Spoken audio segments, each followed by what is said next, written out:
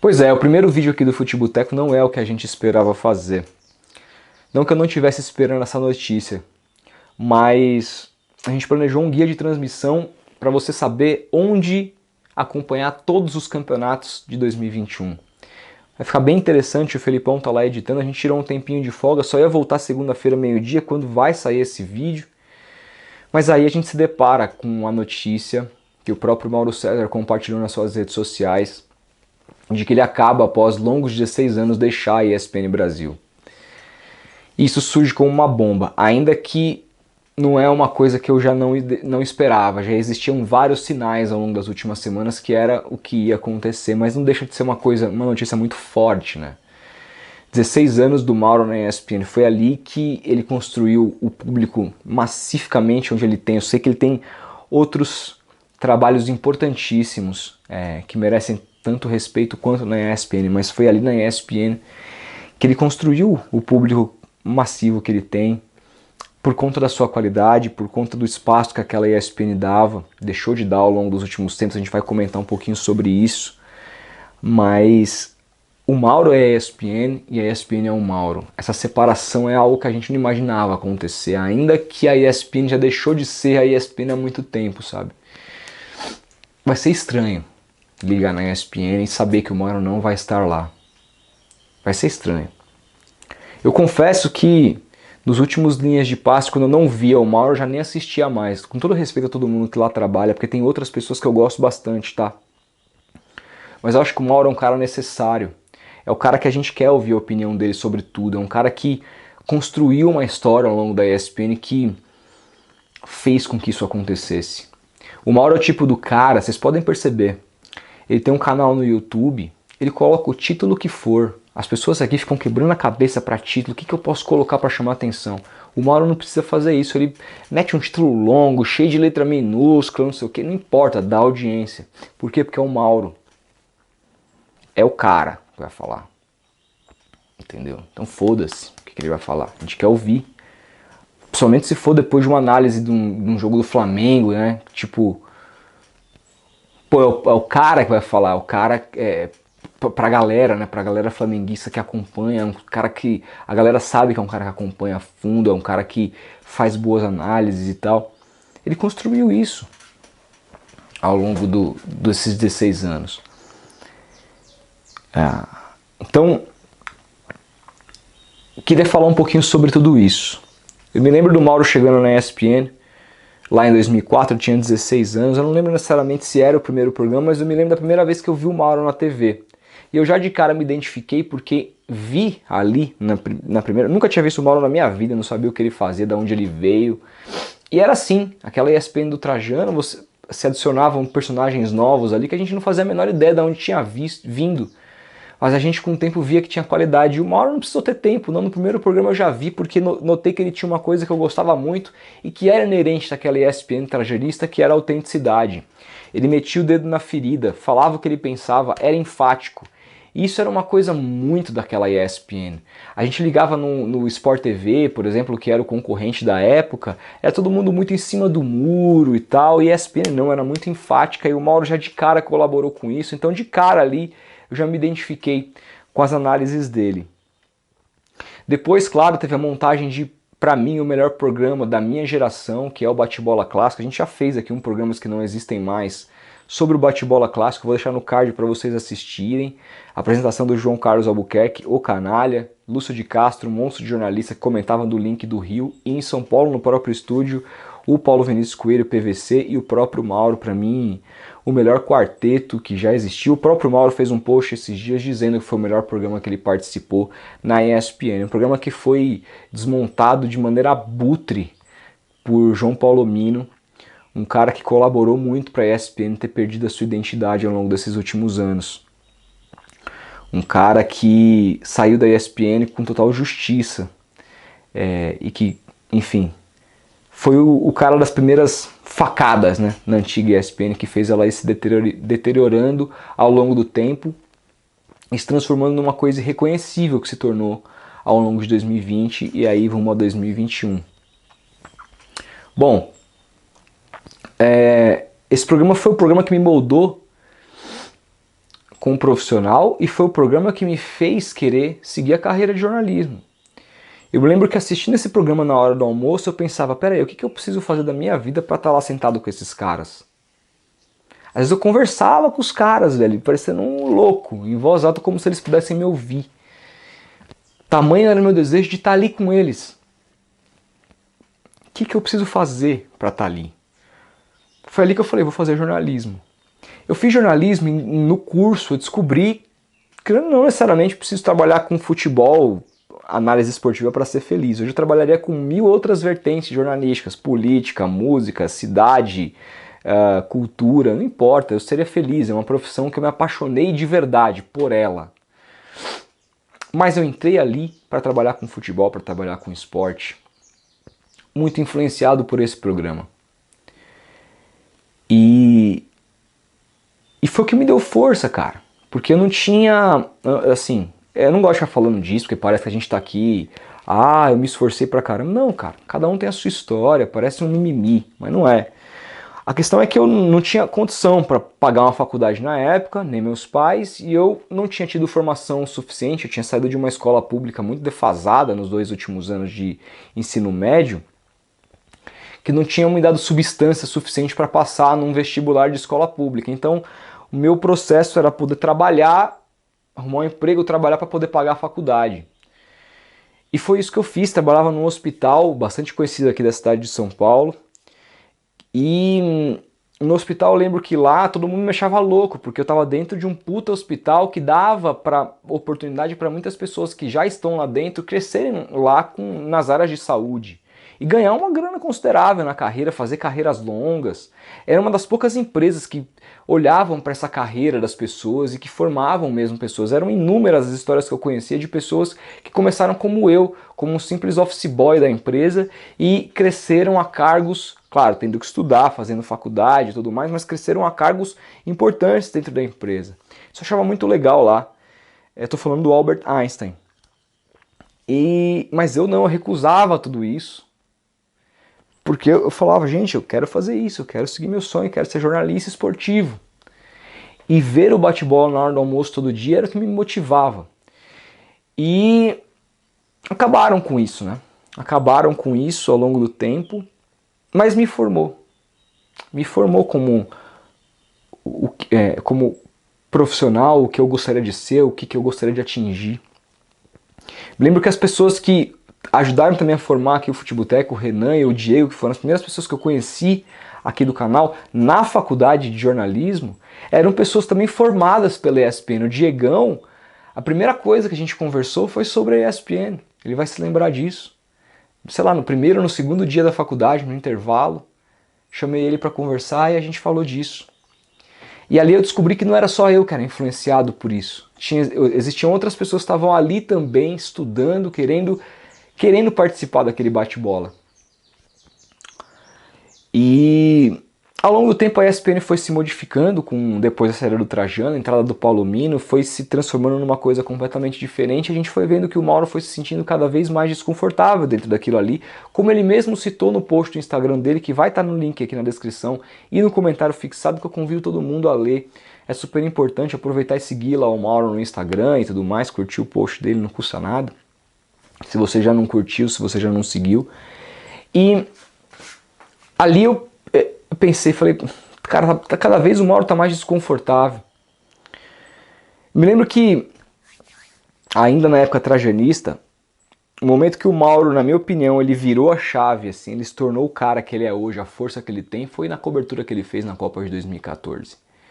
Que foi ao contrário de 99% do que a gente viu na mídia esportiva pachequista. Era uma Copa que estava acontecendo no Brasil, um momento histórico, e todo mundo comemorando. O Brasil passou dos pênaltis do Chile e ganhou da Colômbia mais ou menos, de um Mauro descendo uma porrada na seleção brasileira, no Filipão. Ele foi o cara que praticamente anteviu o 7-1, então quando acontece o 7-1 era como se ele fosse o único cara que pudesse dizer alguma coisa. Porque ele estava alertando o tempo todo pro futebol pífio, como ele sempre disse, patético que a seleção brasileira jogava naquela Copa. Então ele era o único cara que praticamente não se surpreendeu. Ali ele ganhou uma força muito grande. e teve também, começou a ter esse público que ele tem hoje. Acho também que o Mauro, depois que se assumiu flamenguista, ele também ganhou um público muito importante, torcedores do Flamengo que hoje o acompanham. Se vocês verem aí a própria audiência que ele tem quando ele fala de Flamengo no canal dele é diferente quando ele fala dos outros times, e isso não se diz respeito apenas porque o Flamengo tem mais torcida, mas se diz também porque o público dele tem muito essa característica de ser torcedores do Flamengo. Ele se propõe a falar mais do time, assim como o Arnaldo e Tirone falam mais do São Paulo no canal deles. É normal, você tem um canal do YouTube, você fala sobre o que você quiser, entendeu? Você não precisa seguir uma linha de TV, não, cara, é seu o trabalho e você pega o público que você acha que você tem que pegar, fala dos assuntos que estão mais próximos de você, acho super natural. E a minha relação com o Mauro, isso é importante dizer, eu já contei aqui num vídeo para membros do canal, mas eu faço questão de resumir aqui para vocês.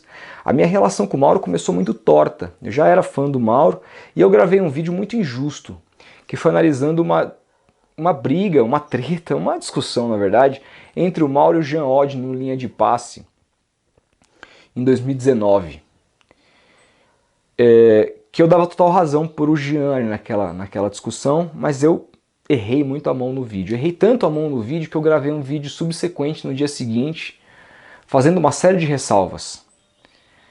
E me desculpando, caso ele tinha assistido, que a gente naquela época não achava que esses vídeos chegavam nessas pessoas. A gente achava que a gente falava aqui, e mesmo que tivesse lá 20, 30 mil visualizações, não chegou no cara, o cara vai ver um canal pequeno, eu que vejo esse cara, ele não vai me ver. A gente pensava assim. E aí o Mauro viu esse primeiro vídeo, não viu o segundo, entrou em contato com a gente através do Twitter, me mandou uma série de perguntas, o Renan me mandou, eu respondi, mandei o vídeo para ele, o segundo que a gente tinha feito, mas ainda assim ele me ligou puto, falou um monte pra mim, mas coisas que ele estava coberto de razão. E aí, conversando com ele, eu decidi apagar o vídeo inicial que eu tinha feito, e a partir dali a gente começou a ter uma conversa que, puta, a gente tinha feito o que ele queria, ele poderia desligar o telefone, tava tudo certo, não. Mas ele quis trocar uma ideia comigo. Ele quis conversar, mostrar o lado dele. E ele me falou muitas coisas muito importantes ali, que eu nunca vou esquecer. E ali começou a minha relação com o Mauro. Eu achei ali, e aí, Mauro, se você estiver vendo o vídeo agora, eu achei ali que depois que a gente desligou, ainda que tenha sido muito amistosa essa segunda parte da conversa, eu achei que a nossa relação nunca seria reestabelecida como ela foi, por conta de como a gente se conheceu, né? Mas não, cara.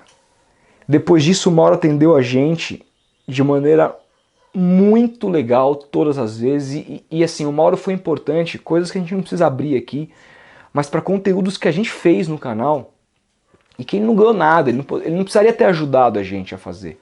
E ele ajudou a gente com dicas assim, com toques jornalísticos muito importantes, porque eu sou formado em jornalismo desde 2014, eu nunca tive uma experiência numa empresa da grande mídia, por exemplo.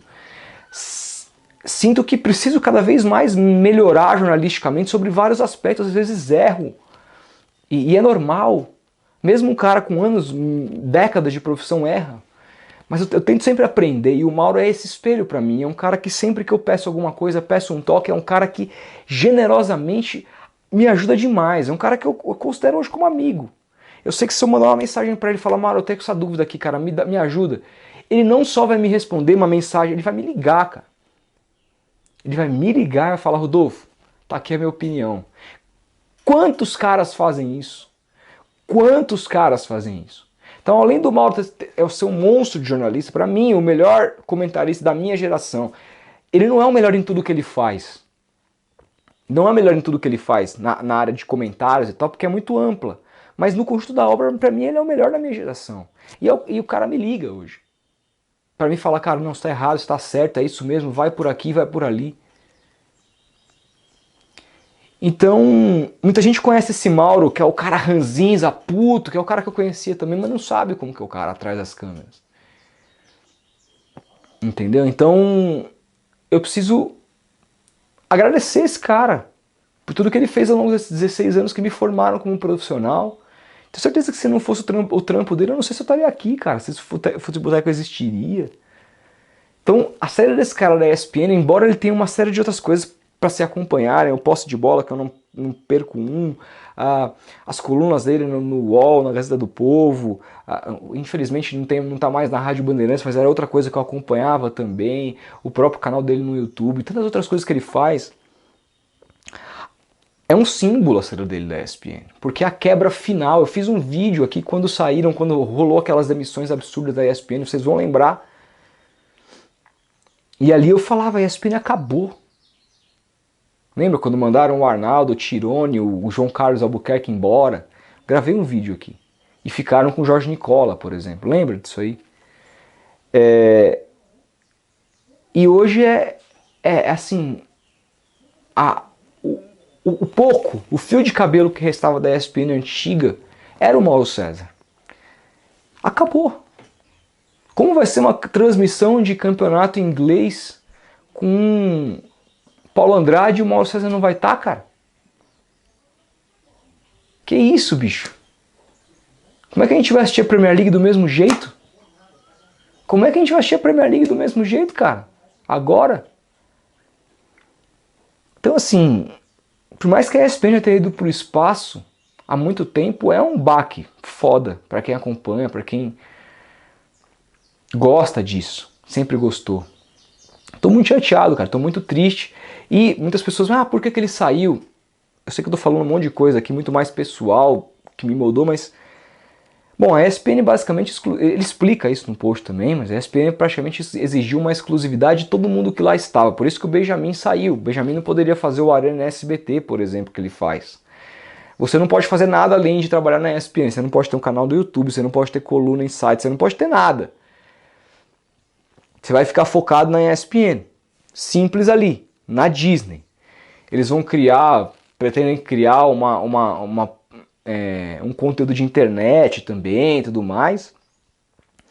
Mas o tamanho que o Mauro chegou, que ele tinha tantas coisas por trás e um público tão grande, imagina um canal de 500 mil de pessoas que ele movimenta aqui no YouTube, abandonar tudo isso para continuar na Disney, sendo exclusivo, sendo diminuído. Não era o caminho, e ele mesmo explica isso. E eu concordo com essa decisão dele, eu faria exatamente a mesma coisa. E já gravei alguns vídeos aqui dizendo que eu achava que era isso que ia acontecer, e de fato foi isso que aconteceu. Mas eu gostaria de agradecer você, Mauro, por tudo. Já te mandei uma mensagem hoje cedo. Mas gostaria de te agradecer em meu nome e em nome de muita gente que você ajudou a formar ao longo desses 16 anos. Você não faz a menor ideia. A gente aqui do Futeboteco, que somos um canal relativamente pequeno, cara.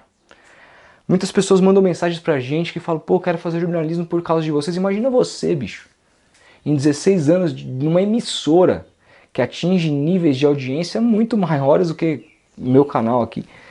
Imagina o quanto de pessoas que você moldou. Quanto de pessoas... Eu sei que você, às vezes, você tem consciência disso, mas às vezes você se perde um pouco, porque sai um pouco da nossa cabeça. É muito grande para nós, né? Então, em meu nome e em nome de todas essas pessoas, gostaria de agradecer você por tudo que você fez e dizer que a tua ESPN vai estar sempre no nosso coração. E hoje não estou de Flamengo, porque eu não tenho, infelizmente, uma camisa do Mengão, mas estou de rubro-negro em tua homenagem. Fiz questão de buscar uma camisa que mais conversasse com esse vídeo. Sou teu fã, continuarei sendo teu brother e continuarei te enchendo o saco, pedindo dicas para sempre melhorar como jornalista. E se tiver a honra, gostaria que você fosse o meu primeiro convidado no nosso programa de entrevistas, que se Deus quiser vai dar certo em 2021. Seria muito importante para todos nós aqui do canal. Já faço esse convite para todo mundo saber. Tá bom, meu velho? Um grande abraço, boa sorte, conte com a gente pro que você precisar. Tamo junto sempre. É nóis.